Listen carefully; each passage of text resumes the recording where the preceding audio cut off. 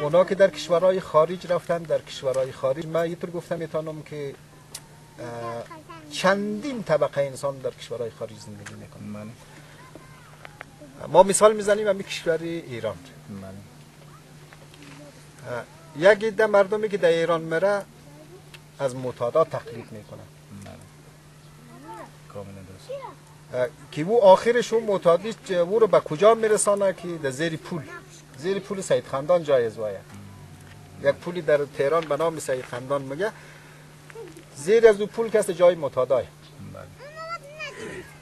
یک عده از این مردم که یک مقدار موخش خوب کار نمونه، یک مقدار احساس مسئولیت نمیکنه، یک مقدار خامن یعنی زود از کره در موره، اون دمو مسیر موره. یک تعداد دیگه شی که بسیار در کارهای سخت که از صبح تا غروب کار مونن، شبم در کورس موره، در کورس زبان موره، در خطاطی موره، در دیگه تعلیم و تربیه موره خود ثبت نام مونه، حتی 2 ساعت 3 ساعت از شب کار مونه. او انسان از پیشش طلا درست میشه.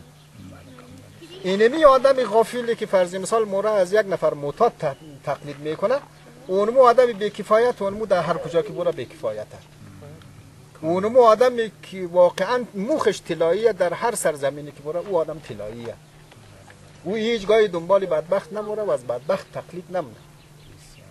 دنیای امروز دنیای بدبختی نیه، دنیای امروز دنیای ترقی. دیگه من خواهش از من ایه که برادرها یک مقدار توجه داشته باشن، وطن رو فراموش نکنن. این وطن رو فراموش نکنن. اگر 50 سالم در اروپا باشه، 10 سالم در اروپا باشه، آخر ناگزیر باید در اینجا باید، چون خانه مردم خانه خود آدم شده نمیتونه، هیچ امکان نداره. این خانه مردم هر وقتی باشه از مردم. خانه از ما که هست، خانه اویی که افغانستان، اویی که تبعی افغانستان، اویی که متولد افغانستان، اویی که در واقع افغانیه، این نمی خاک خانه از مایه. این نمی دره خوش که نمی خانه از مایه به هر شکل که هست. ما باید فکر زیر داشته باشیم. مثلا او پارک و پول و سینماهای خارجی و جای از من نیه، مثل یک خواری اونمو تو خو دیده باشی اونمو. یک موضوع دیگر البته در خاتمه هستش که موضوع تبعیض نژادی در افغانستان حاکمیت داشت. و این تبعیض نژادی خودش بزرگترین ضربه بر پیکر ملت افغانستان بود، مخصوصا تبعیض بسیار خشک مذهبی و در این حال بسیار تبعیض تلخ قومی. و سالهای سال مردم ما را از حرکت به سوی کمال باز داشت. مثلا در این زمینه آیا شما چی آرزو دارید در آینده برای مثلا برای افغانستان کلا در سطح افغانستان کدام مثلا صحبت خاصی داشته باشید؟ خدمتتون عرض شود که او تبعیض و استبداد را ما به کسی روا نداشتیم که او از دیس از ما بر بیایه که ما از او کار دست بکشیم. ما از امو اولش تا آخرش تا هنوز که هنوزه ما میگیم تبعیض بد. و او کسایی که این تبعیض را ادامه میدن، مثلا این ظلم را، این استبداد را به ما روا میداره، اونا باید یک مقدار به فکر باید. اونا به دنیای امروز نگاه کنن که دنیای امروز در دیگه شکل را موره. بله. یعنی دنیای این رقمه که انسان باید مثل انسان وری در پالوی انسان زندگی کنه. نه به نام مذهب که یک مذهب رو گروه جور کنه دیگه مذهب رو میش که او باید این رو بیدره. این باید اونا فکر کنه. این در دیست از ما نیه. ما که آرزوهای خیلی قدر داریم. فرض مثال ما بیتونه مسائل اسلامی در اجتماع ما مثلا حفظ آن ضروری و لازمی، چه از ناحیه مرد چه از ناحیه زن. یک مقدار آزادی های به وجود آمده. مثلا در یکی از صحبت هایی که در جلو والی شد، بله، جمله مرد سالاری را محکوم کردن، حقوق مساوی خواستن و امثال اینها را شما چگونه توجیه میکنید؟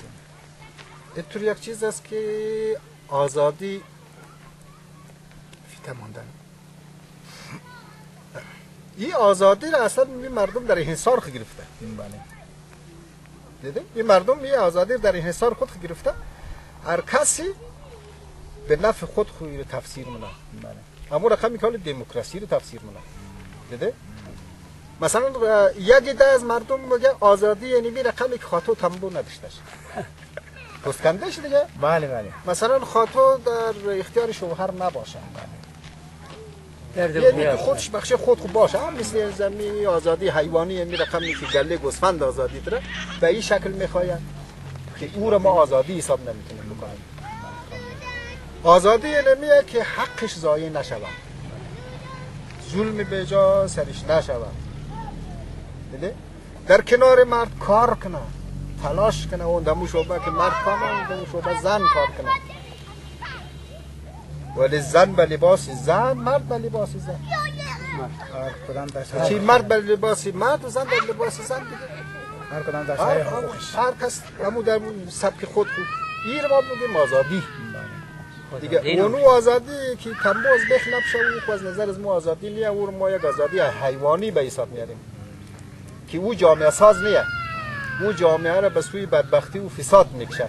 مثلا به خصوص همی آزره از ما شما پیش از پیش همی دموکراسی از این مردم خوشم نه دیگه. مردم از دموکراسی خبر نداره، این سعی که دموکراسیش خوشک ده این هم بی جا و بی جهت.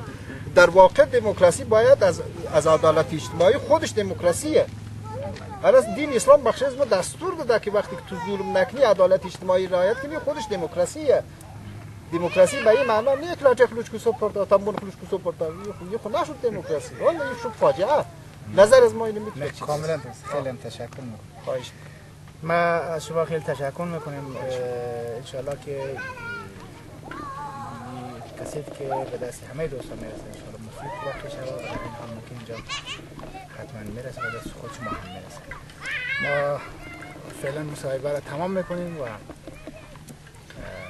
انشاءالله که خداوند توفیق بده و همه ما که بیتونیم مثلا برای افغانستان در سایه عدالت اجتماعی انشاءالله و در سایه اسلام کار کنیم. باز صحبتی داشته باشیم. یا علی بفرمایید.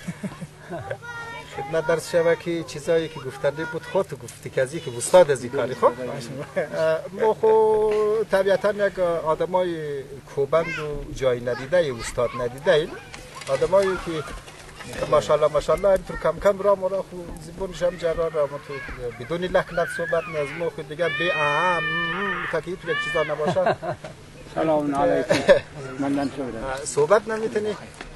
در این حال سواری کترسه اوش من اوسو نمار ما فهمیدم دیگه جامعه خوب خیرت داره. آرزوی از ما اینه که در کل اصلا شب و روز آرزوی همه ما یک چیزی باشه که ما خادم جامعه باشیم، در خدمت جامعه باشیم، ما جامعه رو سوق بدی به طرف کجا؟ به طرفی پیشرفت، نه به طرف فساد و بدبختی. ما به سمت باید حرکت کنیم که این جامعه فقیری که یعنی در واقع بسیار فقیره که لنگش شاید در روی زمین کم پیدا شده، داشته در اون قاره های سیاه‌پوستان و مجاور پیدا شده دیگه فقیرتر از این مردم دیگه ما در روی زمین سراغ ندارم و این مردم نیاز به دلسوزی داره، این مردم نیاز به تلاش داره که تلاش شوه و این مردم به طرف آبادی بره. یعنی دنیای امروز اینطور یک چیز میخواد که آبادی رو میخواد، امنیت رو میخواد، دنیای مدرن، دنیای تمدن، دنیای گفتگو دیگه ماشه کلاش خدا حافظ شی. از اون چیزی ساخته نیه که من تو رو بکشم چیزی ساخته شنه و تو مرا بکشی چیزی ساخته شنه.